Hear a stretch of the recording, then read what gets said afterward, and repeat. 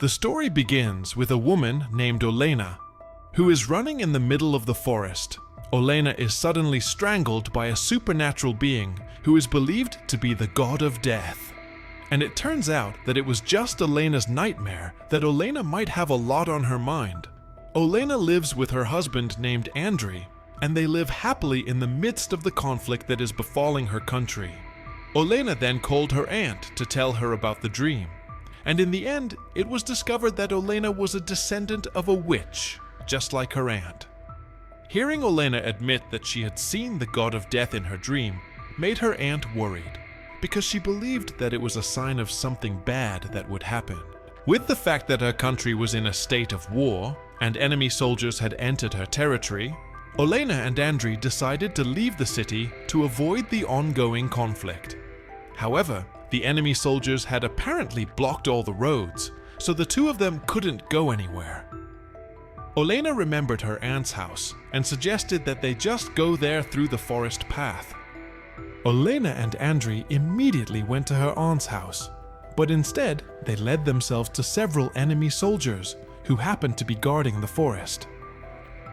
The tension began when the soldiers began to check their identities, where one of the suspicious soldiers began to behave rudely by lowering Olena's jacket zipper. Andrei, who could not accept his wife being treated like that, began to take the gun he was carrying and fought back. As a result of the incident, Andrei was shot once, which left him in critical condition. Olena tried to help him by reciting a magic spell, but it seemed too late because Andrei had died and was taken by the god of death. Olena then took Andrei's body to her aunt's house, but she still could not accept the loss of her beloved husband. With a background of magic that had been passed down from generation to generation, Olena asked her aunt's permission to perform a forbidden ritual that could maximize all her magical abilities for revenge. Meanwhile, the captain and 6 of his men were seen conducting a briefing regarding the food supply that was hampered in the middle of the road. Based on the emergency conditions in the midst of a war situation, the captain ordered half of his men to go to the city and take whatever they needed. The first place they went to was the residence of a grandfather who only lived with his only grandson. They brutally beat the grandfather until he collapsed and immediately entered the house to loot whatever they found. Inside the house, there was the grandfather's granddaughter named Katia. One of the most immoral soldiers, named Victor, with inappropriate actions, hugged Katia from behind, beat her until she passed out, and committed an indecent act in front of his own friends. Coincidentally, outside the house, there was a neighbor's grandmother who realized that Katia was in danger. She tried to reprimand the 2 soldiers who were guarding outside, but unfortunately, the grandmother was killed by the cruel soldiers. Victor and his friends not only looted food, but also took Katia and her grandfather's car. Meanwhile, Olena had started her first magic ritual by using a powerful spell, so that one of the captain's men vomited blood and died instantly. After assuming that what happened to his men was just a heart attack, the captain, who was annoyed by Victor's behavior, ordered him to immediately throw Katia away from the camp. Poor Katia was finally found by Olena, who happened to immediately invite her to take revenge. Long story short, at night, the captain had a nightmare, as if he was in a witch's place. He was actually afraid of the fact that magic existed, but because he was too stubborn, he chose to ignore it. The magic continued, this time befalling Victor, who suddenly experienced severe internal bleeding. This made him feel incredible pain. However, because he was embarrassed to tell the others, Victor chose to keep it a secret. Not only Victor, another soldier named Malik also received direct terror from Olena. Unlike the others, Olena accidentally found a photo of Malik's family and had the idea to bewitch him in a different way. Finally, there was a soldier who was assigned to guard. He was bewitched as if he saw some money lying on the ground, but suddenly he screamed. The next morning, right when the captain and the troops were about to do morning roll call, they received the same text message, which was, "This forest will be your grave." With his reasoning and logic, the captain convinced all his men that this was just an enemy strategy to attack their psychology and mentality. However, not long after, a frightened soldier appeared. He invited the captain and his friends to see a location that was already filled with scary ritual paraphernalia. Still with the same reason, namely the enemy strategy, the captain and his men did not feel the slightest bit afraid until they looked for where the guard had been last night. Only then were they frightened when they saw the guard tied to a tree with his mouth sewn shut. They did not realize that Olena was quite close to the location, using a magic doll. Olena bit the doll until the guard's body exploded mysteriously.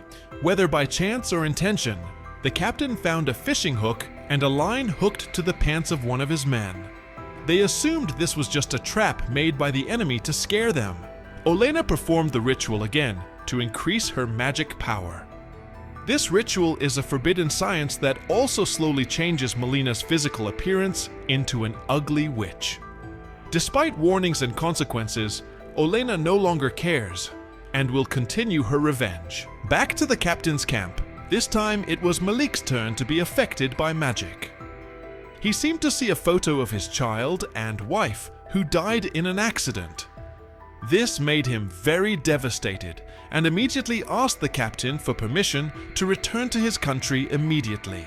In the midst of a crucial situation like this, the captain of course refused the request. However, when Malik was alone, he was shown another terrifying image. This made him even more depressed and determined to take over the team's vehicle with the intention of going to the airport, ignoring the captain's instructions. Malik saw the figure of Olena standing in the middle of the road. Malik, who was scared, started driving his truck recklessly, so he accidentally ran over one of his friends who was in the tent.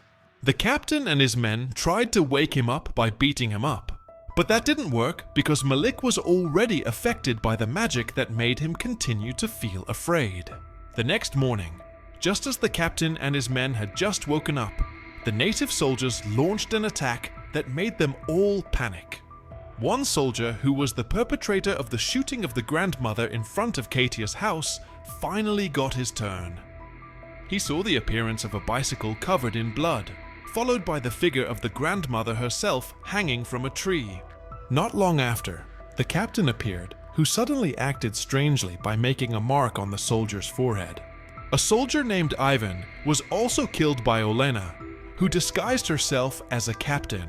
Olena took Ivan's heart as part of a ritual to increase her strength. The aunt had forbidden Olena from doing so because it would indirectly change Olena's physical condition for the worse.